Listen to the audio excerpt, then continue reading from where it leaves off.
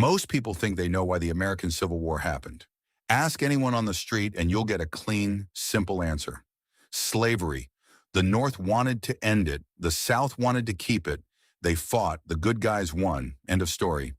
But here's the problem with that version of events. It's not wrong exactly, but it's dangerously incomplete.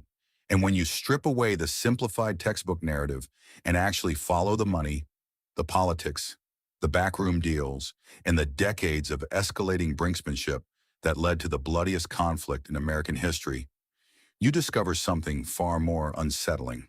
The Civil War wasn't simply a moral crusade against an evil institution. It was the violent climax of an economic Cold War that had been simmering for nearly half a century.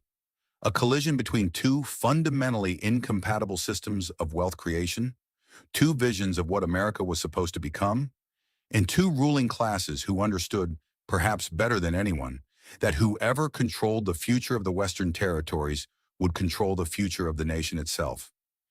Now, I want to be very clear about something before we go any further. Slavery was at the absolute center of this conflict. It was the foundation upon which the entire Southern economy was built.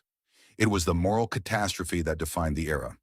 And the roughly 4 million human beings held in bondage in 1860 were not abstractions or economic units. They were people, real people, whose suffering and resistance is one of the most important stories in all of human history. Nothing I say in this video should be interpreted as minimizing that reality. But what historians increasingly argue, and what I think most people never learn, is that slavery wasn't just a labor system.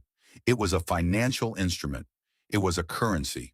It was a source of collateral, of credit, of political power, and of international leverage.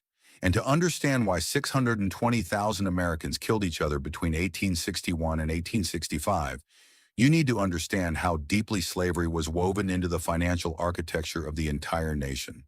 Not just the South, but the North, Wall Street, the banks of London, the cotton mills of Manchester, and the railroad boardrooms of Chicago.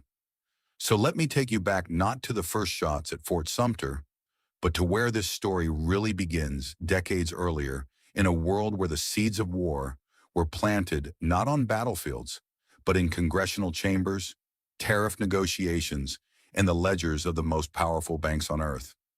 Let's start with something that most Americans never learn in school, and that's the Tariff of Abominations. In 1828, the United States Congress passed one of the most controversial pieces of legislation in the young nation's history, officially known as the Tariff of 1828, but quickly dubbed the Tariff of Abominations by its Southern critics. On the surface, it was a trade policy. It imposed enormous duties on imported manufactured goods, sometimes pushing rates close to 50%. The stated purpose was to protect the growing factories and manufacturing operations in the northern states, places like New England and the Mid-Atlantic, from being undercut by cheap British imports. But here's what the textbooks usually gloss over. This tariff wasn't just about protecting northern industry. It was, in effect, an economic weapon aimed squarely at the South. The southern states at this time were overwhelmingly agricultural. Their economy revolved around cash crops, primarily cotton, tobacco, rice, and sugar, all of which depended on trade with Europe, and especially with Great Britain. Southern planters exported their raw materials to British mills and factories, and in return, they imported British manufactured goods, everything from clothing to tools to machinery. The relationship was deeply symbiotic. Britain needed Southern cotton to feed its industrial revolution. The South needed British goods because the region had almost no manufacturing base of its own. So when Northern politicians pushed through a tariff that dramatically raised the cost of those British imports, the South saw it for exactly what it was, a wealth transfer. Northern factories benefited from reduced competition. Southern planters paid the price through inflated costs on the goods they needed to buy. And even worse, the South feared that Britain might retaliate with its own tariffs on American commodities, which would devastate the cotton economy. The reaction was explosive. South Carolina, led by Vice President John C. Calhoun, didn't just oppose the tariff. They developed an entirely new constitutional theory to fight it. Calhoun anonymously authored a document called the South Carolina Exposition and Protest. in which he laid out the doctrine of nullification, the idea that a state had the sovereign right to declare any federal law it deemed unconstitutional to be null and void within its borders. Think about that for a moment. 3 decades before the first shot of the Civil War was fired, a sitting vice president of the United States was crafting the legal and philosophical framework for secession, and he wasn't doing it over slavery directly. He was doing it over a tax dispute. Now, of course, the tariff and slavery were deeply intertwined. The reason the South had no manufacturing was because its entire economic model was built on plantation agriculture powered by enslaved labor. The reason the South was so dependent on British trade was because that agricultural model produced raw materials, not finished goods. So when you pull on the thread of the tariff, you inevitably arrive at slavery. But the point is that the political mechanism, the actual constitutional crisis that nearly tore the country apart 30 years before the Civil War, wasn't framed as a debate about the morality of human bondage. It was framed as a debate about economic sovereignty, about states' rights, and about whether the federal government had the authority to impose policies that systematically enriched one region at the expense of another. The nullification crisis of 1832 brought the country to the brink. South Carolina formally adopted an ordinance of nullification, declaring both the 1828 and 1832 tariffs void within its borders and explicitly threatening to secede from the Union if the federal government tried to enforce them. President Andrew Jackson, to his credit, responded with the Force Bill, authorizing the use of military power to collect the tariffs. For a brief, terrifying moment, the United States was staring at civil war. A compromise tariff hammered out by Henry Clay in 1833 pulled the nation back from the edge. But the damage was done. The precedent had been set. A southern state had openly threatened to leave the Union, and the federal government had been forced to negotiate rather than simply enforce its laws. The idea of secession was no longer theoretical. It was a loaded weapon sitting on the table waiting to be picked up again. And this is the first thing historians often get wrong, or at least the first thing most popular accounts of the Civil War failed to adequately address. They treat secession as if it sprang fully formed from the election of Abraham Lincoln in 1860. But the truth is that secession had been rehearsed, debated, and nearly executed decades earlier. The nullification crisis was a dress rehearsal for 1861. The scripts were written, the arguments polished, the constitutional theories developed. The only question was, what event would finally trigger the actual performance? Now, to understand why the stakes were so impossibly high, you need to understand something about slavery that most people don't fully grasp. And it's this. By 1860, enslaved human beings were the single most valuable financial asset in the entire United States. Not cotton, not land, not railroads or factories or banks. People. The roughly 4 million men, women, and children held in bondage were collectively valued at approximately $3.5 billion in 1860 currency. To put that in perspective, the figure was greater than the combined value of every railroad, every factory, and every bank in the entire country. It was roughly 20% of the nation's total wealth. In today's dollars, we're talking about something in the range of $13 trillion or more. Let that sink in for a moment. We often think of slavery in moral terms, as we should, but the slave-holding class of the American South wasn't just defending a social institution. They were defending the largest concentration of capital in the Western Hemisphere. They were defending their balance sheets, and this is where the story gets really dark, because it wasn't just Southern planters whose wealth was tied to the system. Northern banks, Northern insurance companies, Northern shipping firms, and Northern textile manufacturers were all deeply, inextricably entangled in the economics of slavery. Consider what was happening on Wall Street in the decades before the war. The cotton trade was the engine that powered the American economy. By 1860, cotton accounted for roughly 60% of all American exports. The raw material was grown in the South by enslaved laborers, but it was shipped by Northern merchants, financed by Northern banks, insured by Northern underwriters, and sold through Northern commodity exchanges before being loaded onto ships bound for Liverpool and Manchester. The entire supply chain, from the plantation to the textile mill, was a transatlantic financial network, and every link in that chain was lubricated by the labor of enslaved people. Some of the most prominent banks in American history were built on this foundation. The predecessors of institutions that still exist today, including the Citibank of New York, which would eventually become Citibank, conducted enormous volumes of business that flowed directly from the slave economy. Northern financiers shipped cotton northward, converted agricultural wealth into cash, and then reinvested the proceeds into northern industrial development, into railroad construction, into real estate, into corporate stocks. The wealth created by enslaved labor in the cotton fields of Mississippi and Alabama didn't stay in the South. It flowed upward and outward into the vaults of Wall Street and the coffers of northern industry. And it wasn't just domestic. British merchant banking houses extended lines of credit to Southern planters, effectively bankrolling the expansion of slavery across the Deep South. Banks in London and Liverpool financed the purchase of land and enslaved people in Louisiana, Mississippi, and Alabama. Southern banks, for their part, developed entirely new financial practices to accommodate the slave economy. They accepted enslaved people as collateral for loans. They created mortgage instruments backed by human property. In Louisiana alone, one bank, the Citizens Bank, held mortgages on nearly 9% of all enslaved workers in the state's most productive sugar parishes. This was not a regional problem. This was a national, indeed an international financial system. And when abolitionists began gaining political traction in the 1840s and 1850s, what terrified the Southern elite wasn't just the moral argument against slavery. It was the prospect of having $3.5 billion in assets evaporated overnight. Imagine someone proposing to eliminate 20% of the nation's wealth with a stroke of a pen. That's essentially what abolition represented in economic terms. And the people who controlled the wealth were not going to surrender it without a fight. Now here's where the story takes another turn, that most popular histories either skip or compress into a single paragraph. The fight over slavery in the decades before the war was not primarily about abolishing slavery where it already existed. It was about controlling its expansion into the Western territories. And this is the second crucial thing that gets oversimplified or misunderstood.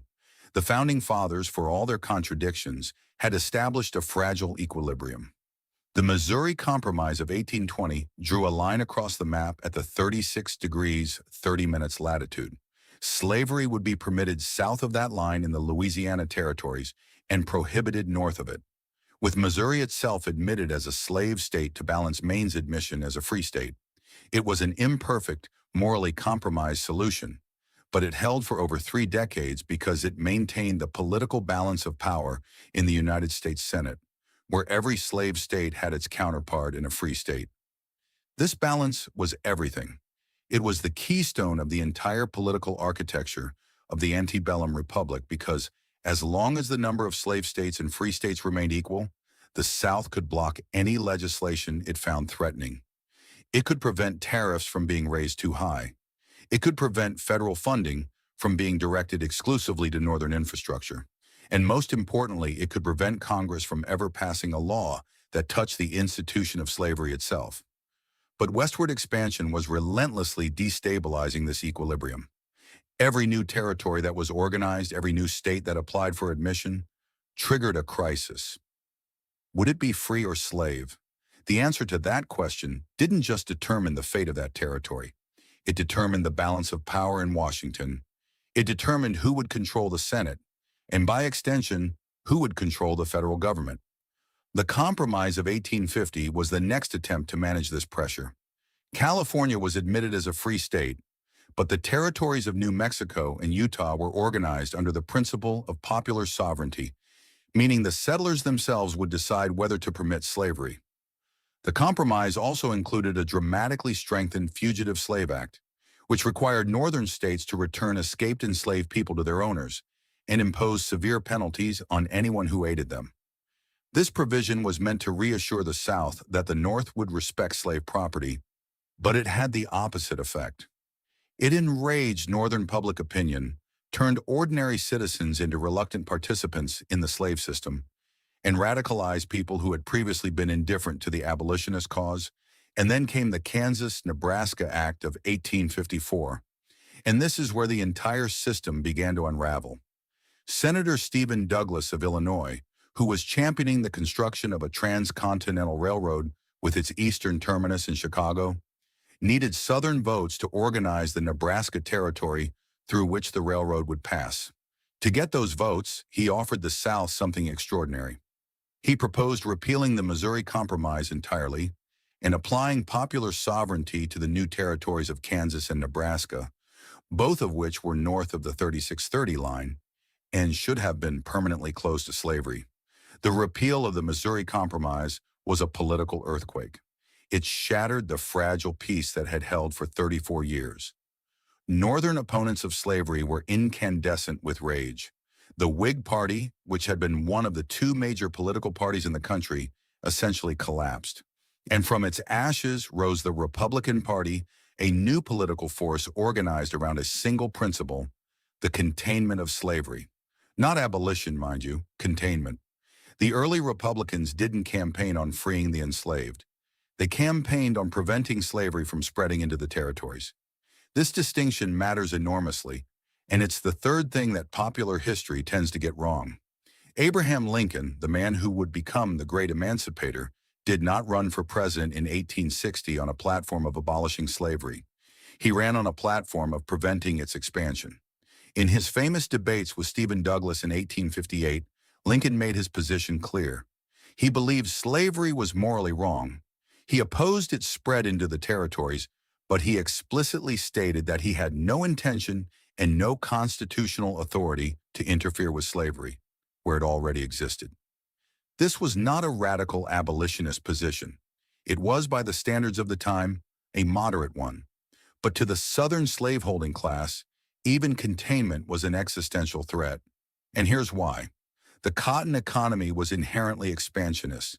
The intensive cultivation of cotton rapidly depleted the soil.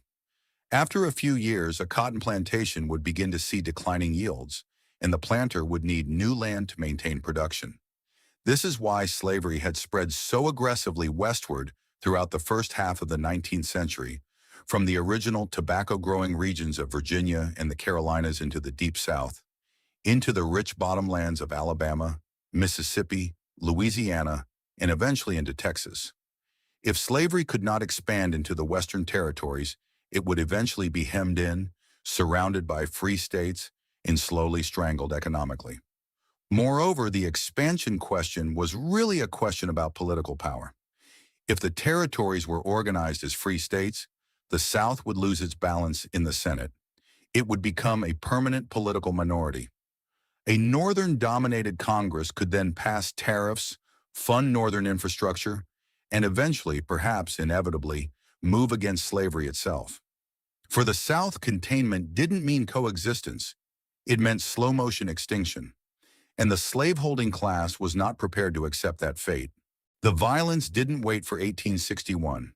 It erupted in Kansas almost immediately the Kansas-Nebraska Act was passed. Pro-slavery settlers from Missouri, known as border ruffians, crossed into Kansas to stuff ballot boxes and intimidate free state settlers.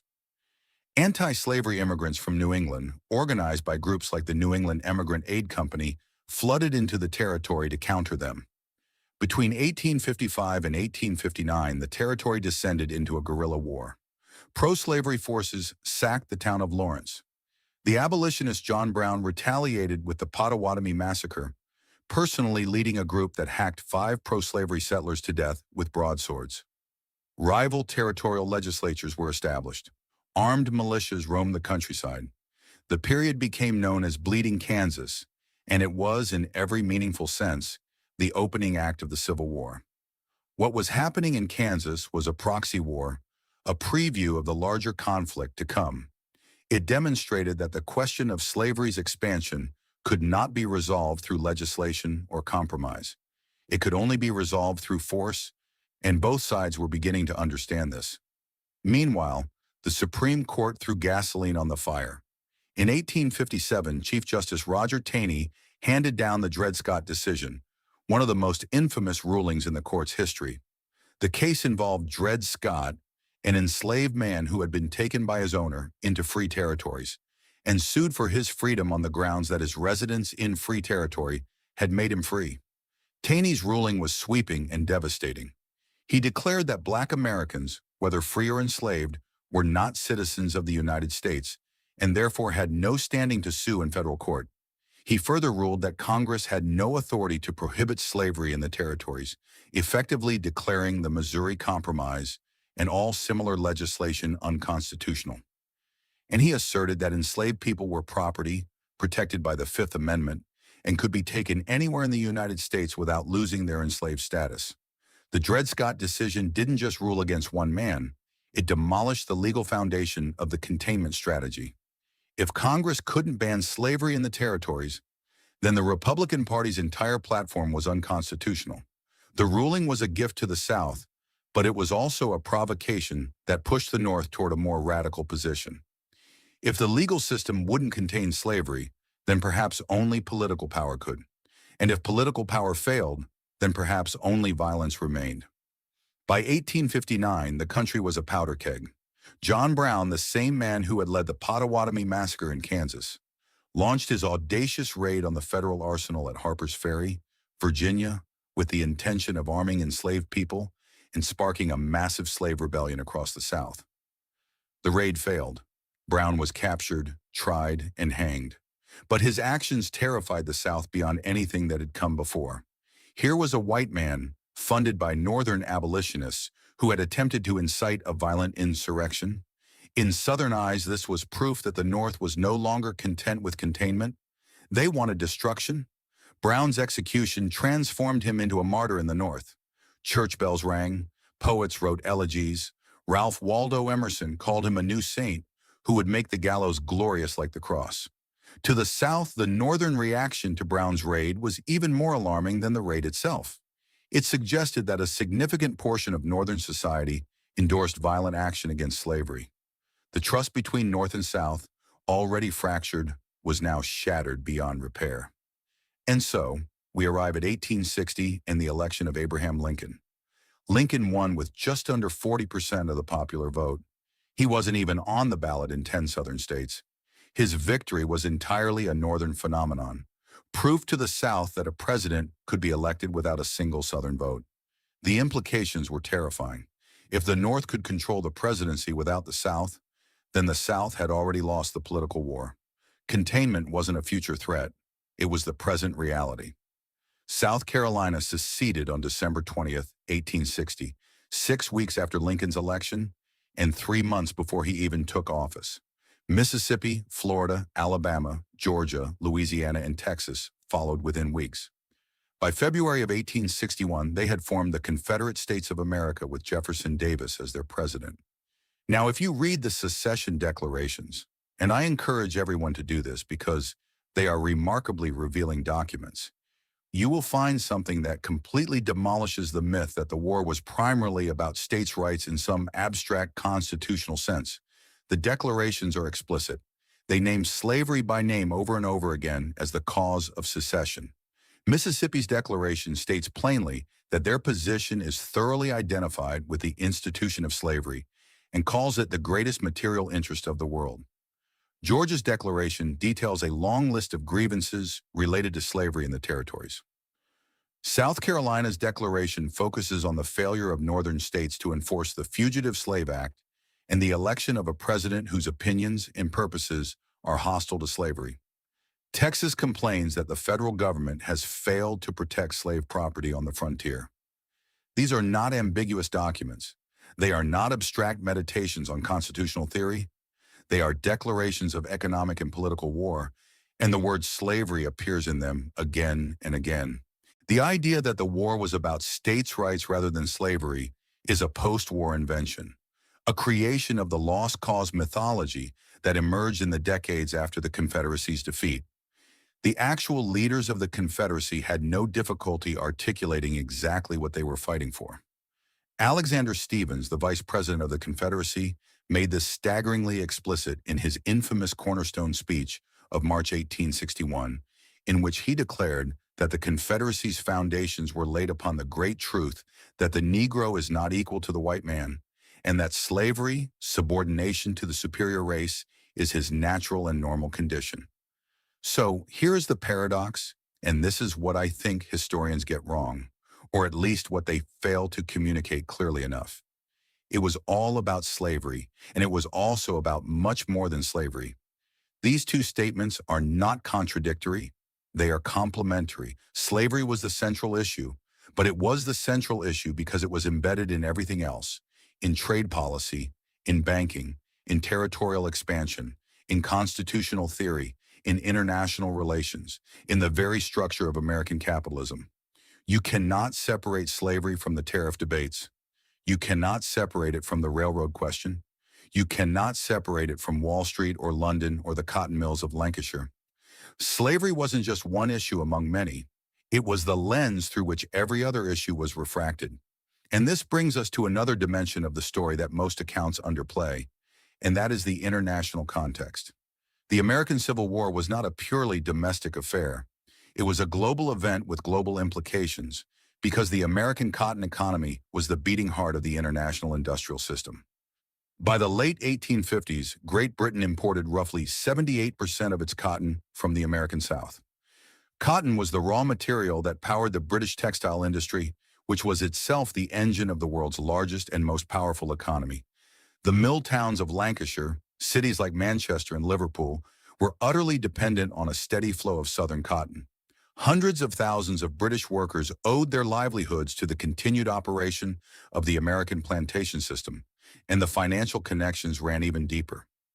British merchant banking houses provided the credit that fueled the expansion of the cotton frontier. They advanced money to southern factors and commission agents, who then loaned it to planters for land and enslaved people. The cotton trade was the single most important thread in the web of transatlantic finance. Jefferson Davis and the Confederate leadership understood this dependency and tried to weaponize it. Their strategy, known as King Cotton diplomacy, was based on a simple but powerful premise. If the South withheld its cotton, Britain's textile industry would collapse. Hundreds of thousands of workers would be thrown out of work, and the resulting economic and political pressure would force the British government to recognize the Confederacy as an independent nation, break the Union blockade, and perhaps even intervene militarily on the South's behalf. It was an audacious gamble, and for a time it seemed like it might work. The cotton famine that hit Lancashire in 1862 caused genuine suffering. Mills closed. Workers starved.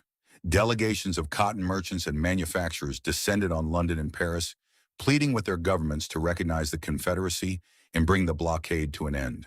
In France, Napoleon III was openly sympathetic to the Confederate cause and desperate to restore the flow of cotton. British leaders, particularly those with economic ties to the South, were tempted. But the gamble ultimately failed for several crucial reasons. First, the South had produced bumper crops in the 2 years before the war, allowing Britain and France to stockpile surpluses that cushioned them from the initial shock. Second, British manufacturers began diversifying their cotton sources, importing from Egypt, India, and Brazil. Third, and perhaps most importantly, British public opinion was deeply opposed to slavery. The British working class, despite their suffering during the cotton famine, largely supported the Union cause. Lincoln's Emancipation Proclamation in January 1863 was a masterstroke of international diplomacy because it reframed the war in explicitly moral terms. Once the war was officially about ending slavery, no European government could openly support the Confederacy without appearing to endorse human bondage. Britain, which had abolished slavery in its own empire in 1833, could not be seen siding with slaveholders, no matter how much its textile industry needed their cotton. And there's another angle that deserves more attention. The British had strategic concerns beyond cotton.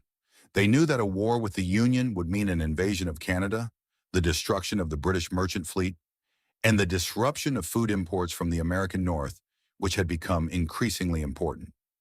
The calculus wasn't just about cotton versus morality. It was about the full spectrum of British strategic interests. And when all factors were weighed, intervention on behalf of the Confederacy was simply too risky. France under Napoleon III was more sympathetic, but unwilling to act without British support. And France had its own concerns, particularly the growing threat from Prussia on the continent. Without Britain's cooperation, French intervention was off the table. What the international dimension reveals is that the Civil War was, at its core, a crisis of the global capitalist system.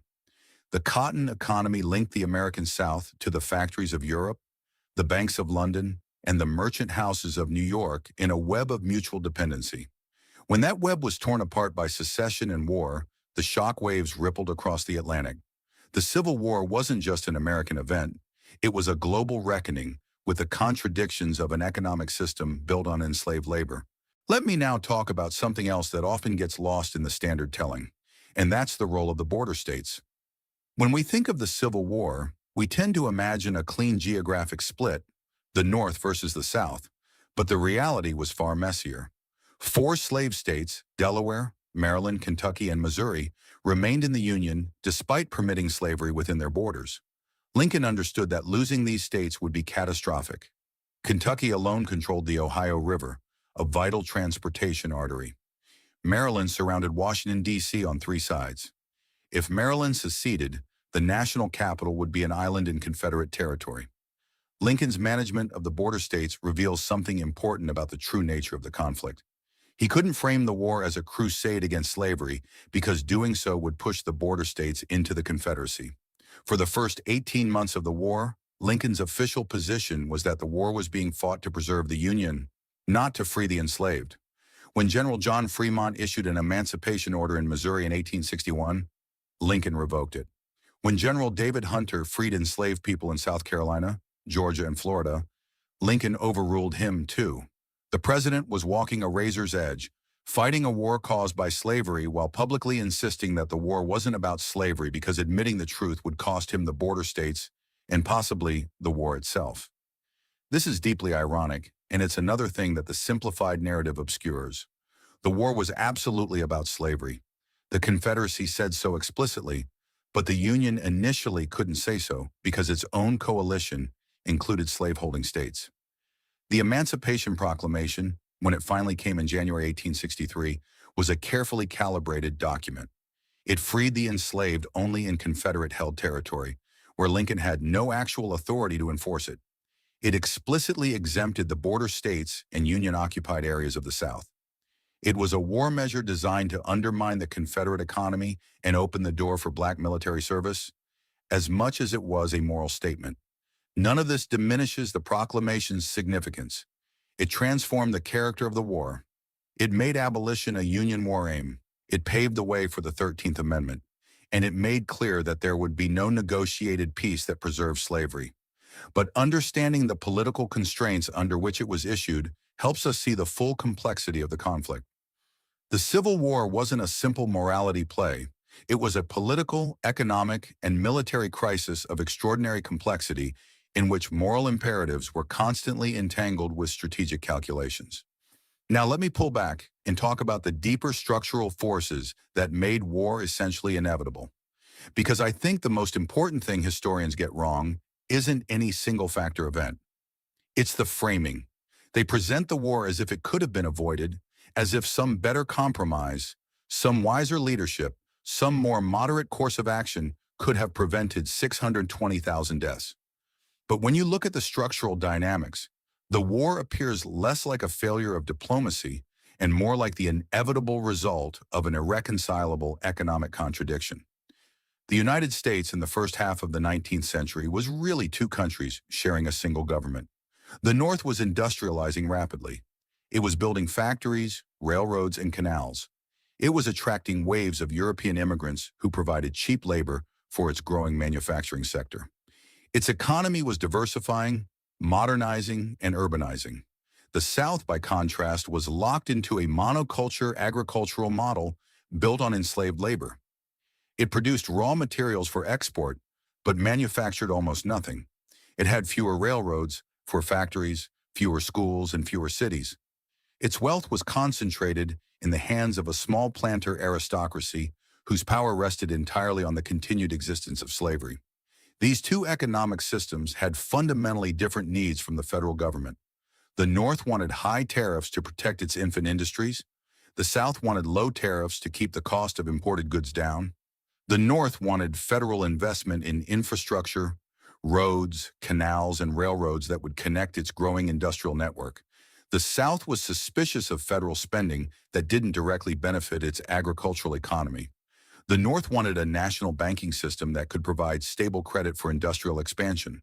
The South preferred a looser, decentralized financial system that left more power in the hands of state banks. And underneath all of these policy disagreements was the fundamental question of slavery's expansion. The North understood that if slavery spread into the Western territories, those territories would develop along Southern lines as agricultural economies producing raw materials with enslaved labor. They would become allies of the South in Congress, tipping the balance of power permanently. The South understood that if the territories were closed to slavery, they would develop along Northern lines as free labor economies oriented toward manufacturing and commerce. They would become allies of the North and the South would be marginalized. This wasn't just a political rivalry. It was an existential struggle between two incompatible civilizations. And the tragedy of the antebellum period is that every attempt at compromise only delayed the reckoning without resolving the underlying contradiction. The Missouri Compromise bought 34 years. The Compromise of 1850 bought a decade. The Kansas-Nebraska Act didn't even buy a year before violence erupted. Each compromise was weaker than the last because the fundamental problem wasn't a political disagreement that could be negotiated. It was a structural incompatibility that could only be resolved by one system defeating the other. The Southern elite understood this perhaps better than anyone. That's why they were so fiercely protective of slavery's right to expand. They knew that containment meant extinction. They knew that a permanently free state majority in Congress would eventually come for their property, their power, and their way of life. And they were willing to destroy the Union rather than accept that future. What makes this story so haunting is how deeply the financial system was implicated in every stage of the crisis. The enslaved were not just laborers. They were financial assets used as collateral for loans, securitized through mortgage instruments, and traded on domestic markets that functioned with the cold efficiency of modern commodity exchanges. Southern banks developed entirely new financial innovations to accommodate the slave economy. They created mortgage-backed instruments in which human beings were the underlying asset decades before Wall Street would create the mortgage-backed securities that triggered the 2008 financial crisis. The parallels aren't exact, but the underlying logic is disturbingly similar. A financial system that treated a morally indefensible asset as the foundation of economic stability and then collapsed when the contradiction could no longer be sustained. Northern banks were complicit too. They provided trade finance for slave-grown crops. They underwrote the shipping of cotton from Southern ports to European mills. They extended credit to Southern factors and commission merchants who serviced the plantation economy. Even insurance companies in the North wrote policies on enslaved people, treating them as property to be insured against loss. The entire financial system of the United States was, to one degree or another, built on the labor and bodies of enslaved African Americans. When war finally came, the economic dimensions of the conflict determined its outcome almost as much as the military ones. The North had 23 million people. The South had 9 million, of whom nearly 4 million were enslaved and denied the ability to serve as soldiers, at least until the final desperate months of the war. The North had most of the nation's railroad mileage, most of its manufacturing capacity, and most of its financial infrastructure. The South had cotton, courage, and a deep conviction that its cause was just. In a short war, Confederate advantages in military leadership and defensive geography might have prevailed.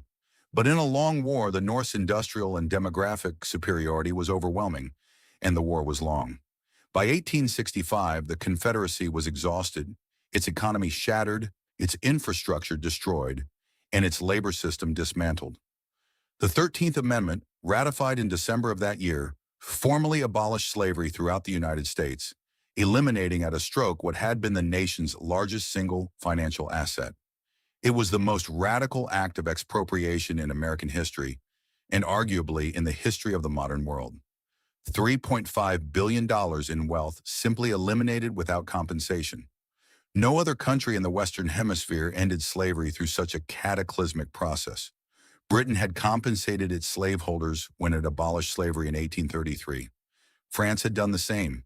In the United States, the slaveholders' compensation was defeat on the battlefield. And here's the final thing I think historians get wrong, or at least fail to emphasize sufficiently. The Civil War didn't just end slavery, it transformed the structure of the American state. Before the war, The United States was often described as a loose confederation, a federation of sovereign states in which the federal government was relatively weak. After the war, it emerged as a fundamentally different kind of entity, a centralized national state with the power to levy income taxes, conscript soldiers, issue a national currency, and enforce its laws with overwhelming military force. The war didn't just resolve the slavery question, it resolved the fundamental question of American governance. The United States would be a nation, not a collection of states. Federal authority would be supreme, and the democratic principle that a minority cannot veto the will of the majority through secession would be established in blood. The economic consequences were equally transformative. With the Southern planter class defeated and the slave economy destroyed, the way was cleared for the rapid industrialization of the United States. The Homestead Act opened the West to free labor settlement. The Pacific Railroad Acts authorized the construction of the Transcontinental Railroad. The Morrill Act established the land-grant university system. The National Banking Acts created a unified national currency and banking system. These were all measures that had been blocked by Southern opposition before the war. With the South out of Congress, they passed almost immediately. The Civil War didn't just free 4 million people, it unleashed the forces that would transform the United States from an agricultural republic into an industrial superpower. But the human cost was staggering: 620,000 dead, millions more wounded, displaced, and traumatized. Entire cities burned, an agricultural economy devastated, and for the 4 million newly freed Americans, emancipation was only the beginning of a struggle for genuine equality that continues to this day. The promises of Reconstruction were systematically betrayed. The wealth that had been stolen from generations of enslaved laborers was never returned. The racial caste system that slavery had created was reconstructed in new forms through black codes, convict leasing, sharecropping, segregation, and a century of state-sanctioned violence and discrimination. So when we ask what historians get wrong about the Civil War, I think the answer is this: they don't get the facts wrong exactly. They get the story wrong. They present it as a conflict about one thing, slavery, or alternatively about another thing, states' rights, when in reality it was about the total structure of American life. It was about who would control the economy, who would control the government, who would control the territories, and who would define the meaning of freedom in the most powerful nation in the Western Hemisphere. Slavery was the fulcrum around which all of these questions turned, but the forces in play were economic, political, diplomatic, constitutional, and ideological all at once, all intertwined, and all pointing toward a collision that no compromise could prevent. The Civil War was not an accident. It was not a failure of leadership. It was the inevitable consequence of building a nation on a foundation that was morally indefensible and economically unsustainable. The tragedy is that it took the deaths of 620,000 people to resolve a contradiction that the founders embedded in the Constitution in 1787, when they counted each enslaved person as 3/5 of a human being for purposes of representation and then looked away. The echoes of that original sin are still with us. The wealth that was extracted from enslaved labor over 2.5 centuries was never returned. The racial hierarchies that slavery created were never fully dismantled, and the economic disparities that the plantation system produced continue to shape American life in ways that we are only now beginning to fully understand. If there's a lesson in all of this, it's that the true origins of great conflicts are never simple. They are layered, structural, and deeply rooted in the economic arrangements that we build our societies upon. The American Civil War wasn't just a war over slavery. It was a war over the kind of capitalism America would practice, the kind of democracy it would build, and the kind of nation it would become. And in that sense, it's a story that hasn't ended yet. If this deep dive into the economic and political machinery of the past has changed how you view the history of this nation, please subscribe to the channel and like this video. We are currently excavating the truths that they tried to bury beneath simplified narratives. Let us cultivate a more honest understanding of our future. The next hidden treasure of history will be uncovered very soon.